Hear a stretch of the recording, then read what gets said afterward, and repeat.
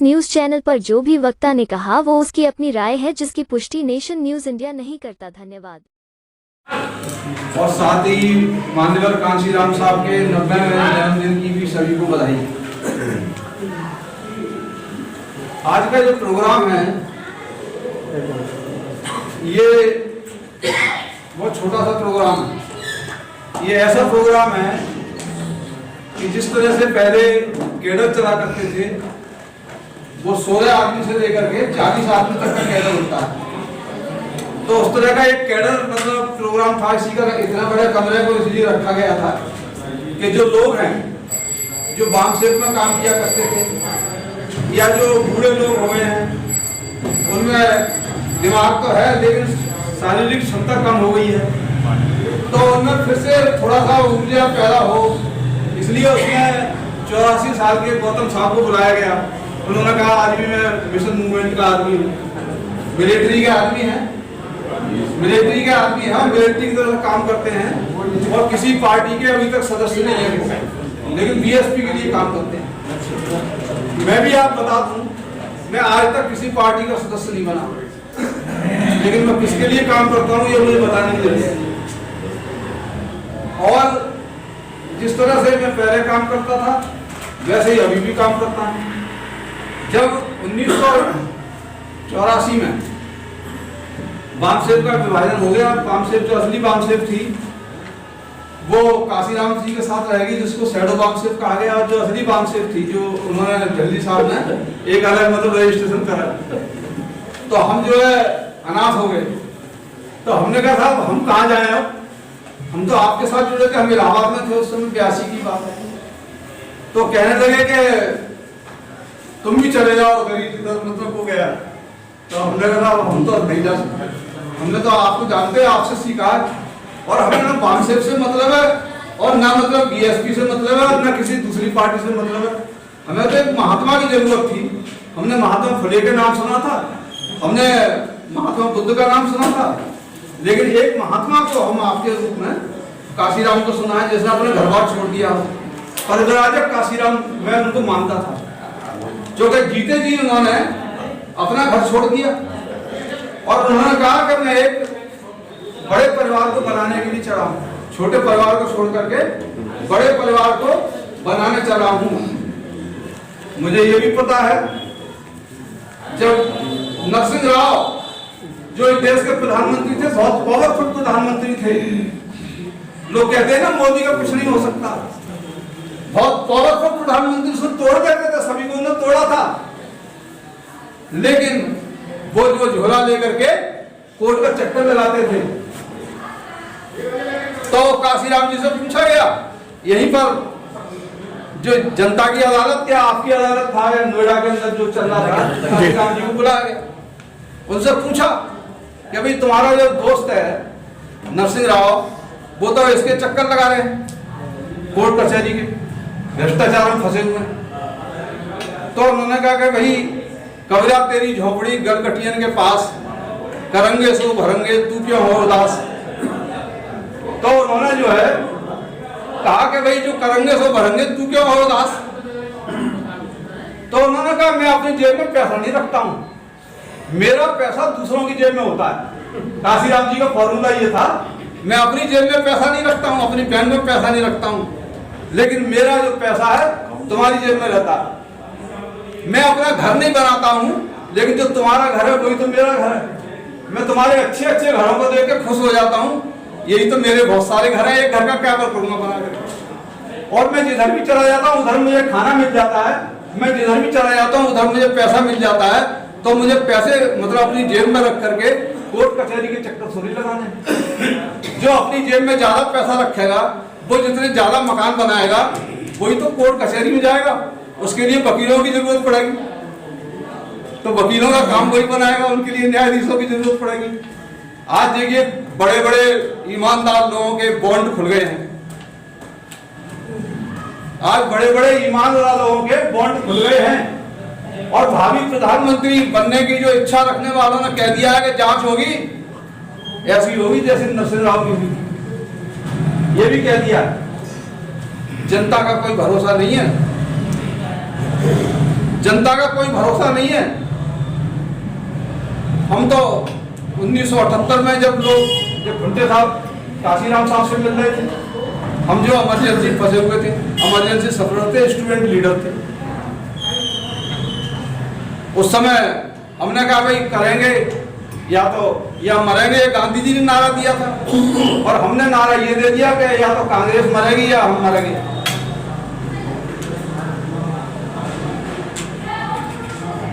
जगजीवन राम निकल गए कांग्रेस से, हमने भी कांग्रेस को डेमोक्रेसी बनाई, पर हम पद कोई नहीं लेते थे, हमने कभी पद नहीं लिया।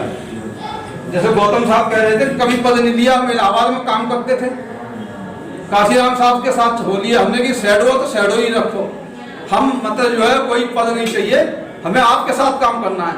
आपकी त्याग और तपस्या हमें जो है पसंद आ गई है, क्योंकि हम पहले से ही प्रभावित थे। हमारे एक मालवीय जी थे इलाहाबाद में, जो IAS बन गए थे 1962 में, उन्होंने तुरंत ही उसको रिजाइन कर दिया था, बनने के बाद ज्वाइन किया और रिजाइन कर दिया। उनका बेटा मेरे साथ में नौकरी करता था, तो उन्होंने कहा कि भाई क्यों रिजाइन किया, कह रहे ये मेरे लिए नहीं बना ये पद, ये प्रशासन पद मेरे लिए नहीं है, क्योंकि ये मैं कर नहीं सकता हूँ। उन्होंने रिजाइन करने के बाद फिर इलाहाबाद विश्वविद्यालय में अंग्रेजी के लेक्चरर थे वो, और IAS PCS के लिए फ्री में पढ़ाते थे, SC ST की कोचिंग में। तो वो मेरे मतलब आदर्श बने, उनके बेटे के द्वारा उन्होंने मेरे को शिक्षा दी। उन्होंने IAS और IPS की ट्रेनिंग के लिए, इंटरव्यू के लिए वो मेरे को बुलाते थे, बहुत सारे लड़के आते थे, और उनके पूरे देश भर में बहुत सारे IAS उनके शिष्य हैं, लेकिन उनने IAS से रिजाइन कर दिया। और उनके बेटे से पूछते थे, मालवीय जी, आनंद मालवीय, तूने मकान क्यों नहीं बनाया? तो वो कहने लगा मैं क्या मकान बनाऊंगा भाई, क्योंकि वो आनंद जो पैदा हुआ उनका 5वां बच्चा, तो वो बुद्ध की किताब पढ़ रहे थे, आनंद का चैप्टर पढ़ रहे थे, तो कह रहे ये मेरा आनंद आ गया। आनंद ने तो फिर घर बनाया, लेकिन मतलब मालवीय जी ने घर नहीं बनाया अपना, मतलब हेड ऑफ डिपार्टमेंट अंग्रेजी के, और वो उन्होंने घर नहीं बनाया। काशीराम ने भी घर नहीं बनाया। तो कहने भाषण देने की बात तो बहुत होती है, तो भाई जब मैंने कहा, बुद्ध ने ये कहा है कि वो भाषण मत दो, आचरण में उतारो, कि क्या करना है क्या नहीं करना है आचरण में उतारो। तो थोड़ा बहुत तो करना चाहिए भाई, पैसा जोड़ेंगे तो कोर्ट कचहरी के चक्कर लगाएंगे, मकान बनाएंगे तो मतलब बंटवारा होगा, परेशानी होगी, दुख होगा, दुख का कारण ही धन है, दुख का कारण ही धन है। अगर दुख को दूर करना है तो धन को बांटो, ज्ञान को बांटो, ज्ञान को बांटना, धन को बांटना सबके लिए प्यार है। जब दूसरों को प्यार करोगे तो वो हमें भी प्यार करेगा। लव योर नेबर, ये जो है हमें जो सामने में बताया कि क्रिश्चियनिटी का एक सिद्धांत है लव योर नेबर, कि अपने पड़ोसी को प्यार करो तो उल्टा तुम्हें प्यार मिलेगा। बुद्ध ने, मैंने कहा ये तो बुद्ध की बात बताई है, तो कौन सी, बुद्ध ने क्या बोला है? उन्होंने कहा भवत सब मंगल, सबका मंगल हो। जब हम सबके मंगल की बात करेंगे तो हमारा मंगल तो अपने आप आ गया, हम भी तो उसी में आ गए। तो बड़े बड़े लोग इस छोटी सी बात पे कमा रहे हैं, खा रहे हैं, बहुत बड़े बन गए हैं।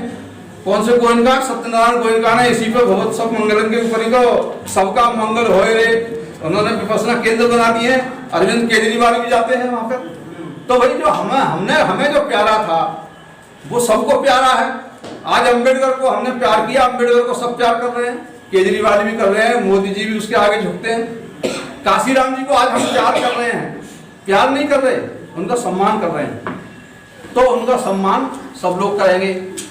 आज देखिए कितने दिनों के बाद में चौधरी चरण सिंह जी को भारत रत्न मिला, उनका एक संघर्ष था, उसका स्वागत करते हैं, अच्छा काम है वो हुआ।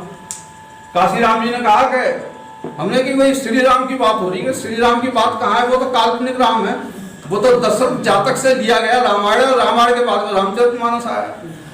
लेकिन उन्होंने कहा कि असली राम तो दो ही हैं जो काम करते हैं आपका। कौन कौन से हैं? कि एक तो सर छोटू राम है जो पैदा हुए थे, और दूसरा जो है मैं भी पंजाब का ही, मैं भी काशीराम। दो ही राम है, एक छोटू राम जिन्होंने काम किया, बदल दिया, उस समय का अंग्रेजों के समय में बदला था, बाबा साहब के समकालीन थे।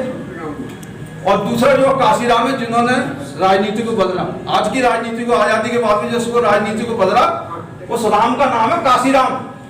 और जिसने आजादी से पहले बदला राजनीति के लिए, जाटों के लिए एक सम्मान दिया, उनके लिए मजबूती जो प्रदान हुई ना जाटों की, वो उनका नाम है छोटू राम।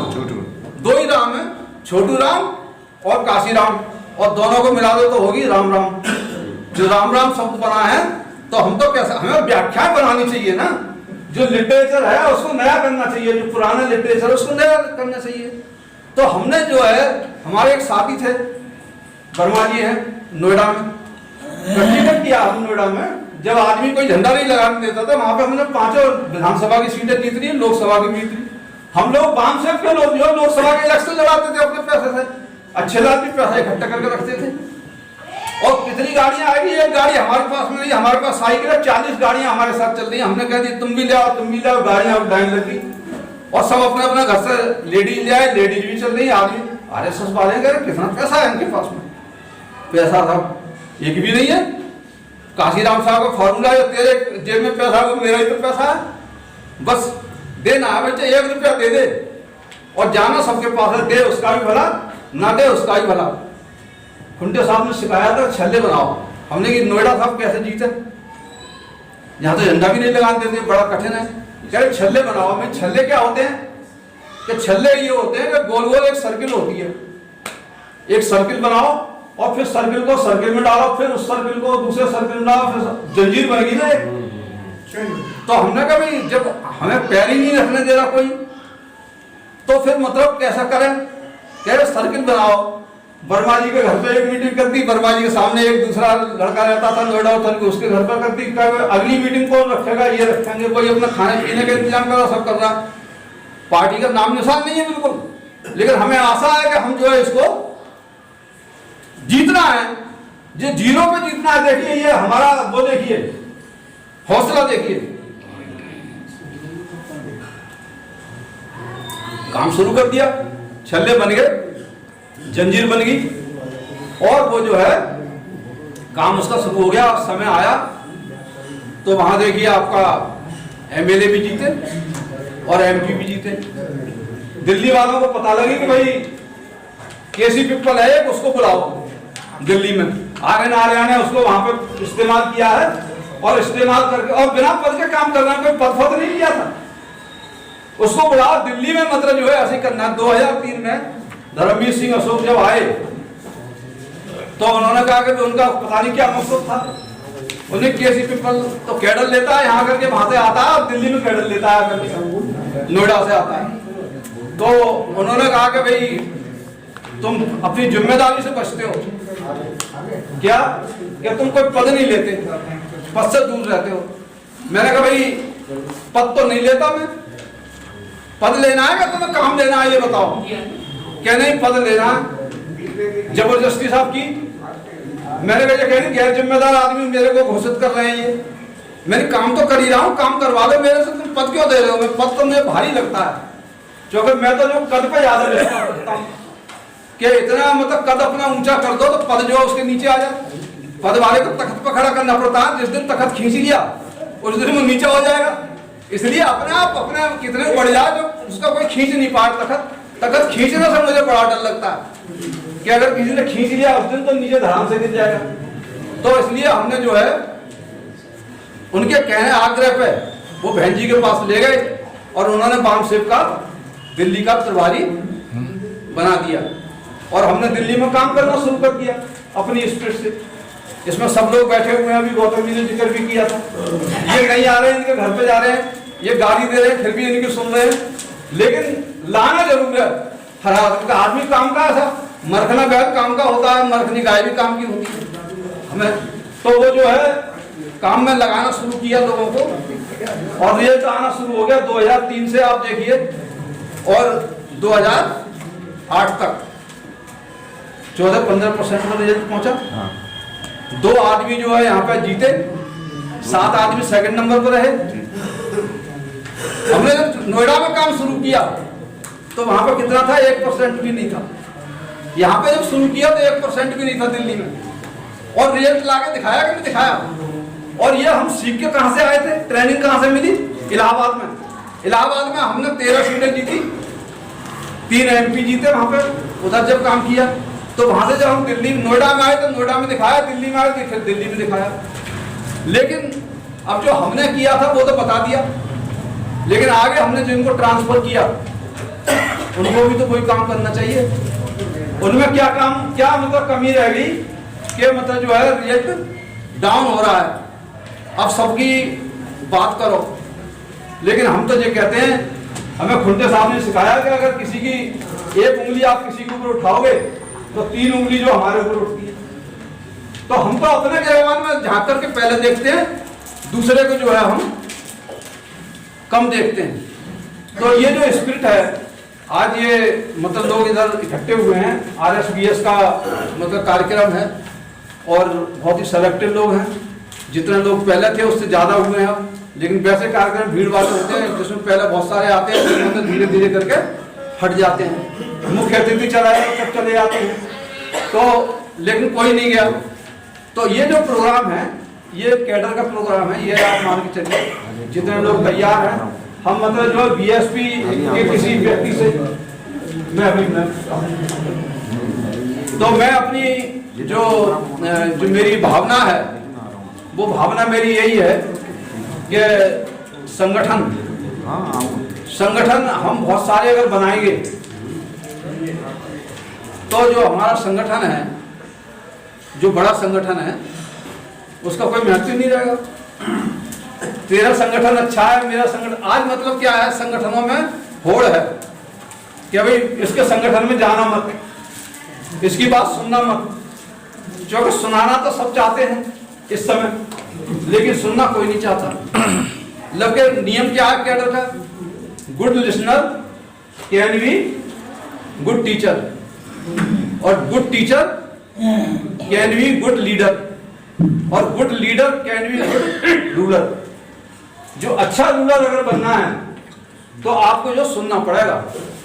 अगर तो आप सुनना ही नहीं सीखोगे, अगर आपको क्लास में फर्स्ट डिवीजन लेनी है तो आपको जो है क्लास में टीचर की बात सुननी पड़ेगी।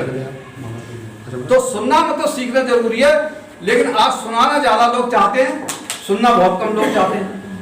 लोगों के पास में समय का अभाव है। जब समय का अभाव है तो काम कैसे चलेगा। अब खुंटे साहब कह रहे हैं कि 15 दिन और मतलब 1 महीने बोलता हूँ, और 5 मिनट भी अगर नहीं सुनेंगे तो उसको पता कैसा लगेगा उसका। तो इसलिए इस तरह के जो कैडर ऑर्गेनाइजेशन है वो होने चाहिए। एक तरह से ये आज मतलब प्रेरणा की बात हुई है। मैं धन्यवाद देता हूँ KKL गौतम को, RSBS के जनरल सेक्रेटरी थे। इनको पता नहीं कहाँ से पता लगा कैडर बहुत काम की चीज होती है और उससे डिसिप्लिन आता है आदमी के अंदर, और सारी चीजें जानता भी है, सब देश दुनिया की चीजें उससे।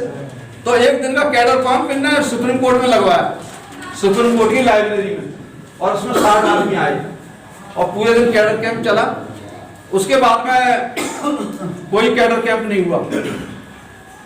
तो बड़े बड़े प्रोग्राम रैलियां कोई भी कर ले, लेकिन एक कैडर कैंप मतलब लगवाना, वो मैं उसके लिए उसको धन्यवाद का पात्र मानता हूं कि ये प्रयास करना चाहिए, कैडर लगवाने का प्रयास करना चाहिए। ये मतलब आप सोचो कि साहब सरकार नहीं बना रहे, हमें कोई नेता नहीं पूछ रहा, हमारी कोई पूछ नहीं हो रही, तो जिसकी पूछ होती है उसकी कट भी जाती है। तो इसलिए आज मतलब जो है बहुत बड़ा बना दिया, इतना बड़ा बना दिया। IPS का मतलब जो है मतलब रिजाइन कर दिया IPS के पद से, और बहुत सारे लोग कर रहे हैं, IAS से भी कर रहे हैं, लेकिन राजनीति में आना चाहिए। राजनीति अंतिम लक्ष्य होता है। लेकिन आज क्या हुआ, अभी लेटेस्ट खबर है 3 घंटे पहले की, RS प्रवीण ने BSP छोड़ दी, जो तेलंगाना का जो अध्यक्ष बनाया था। अभी लेटेस्ट खबर है, अभी मेरे मीडिया वाले ने किसी ने बताया।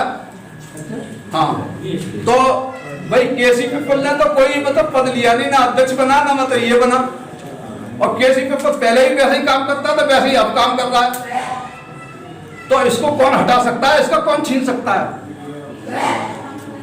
ना काशीराम कभी छीन पाए, ना बहन जी कभी छीन सकती। भाई हमसे लेना है तो ले लो, हम लेने की तो आस करते नहीं है, और देने के लिए तैयार है। अगर मेरी जान लेनी हो तो जान ले लो, पैसा लेना पैसा ले लो, ज्ञान लेना ज्ञान ले लो, और हमें आपसे कुछ नहीं चाहिए। जय भीम, जय भारत।